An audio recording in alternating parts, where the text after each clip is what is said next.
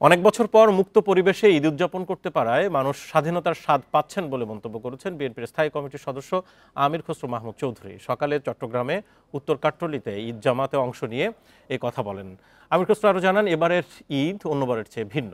নির্বিঘ্নে ঈদ উদযাপন করতে পারায় সাধারণ মানুষের পাশাপাশি বিএনপির দলীয় নেতাকর্মীদের মধ্যেও স্বস্তি বিরাজ করছে।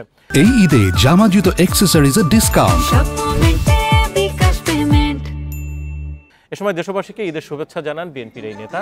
এর আগে সকাল 8:30টায় ঈদ জামাতে তার পরিবারের সদস্যরা ছাড়াও স্থানীয়রা অংশ নেন। পরে দোয়া মোনাজাত শেষে ঈদ শুভেচ্ছা বিনিময় করেন তিনি।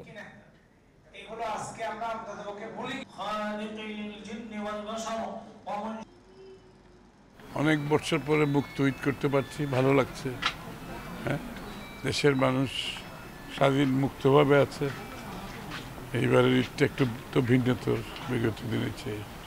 স্বাভাবিকভাবে সকলের মধ্যে একটু অতিরিক্ত আনন্দ বিরাজ করছে।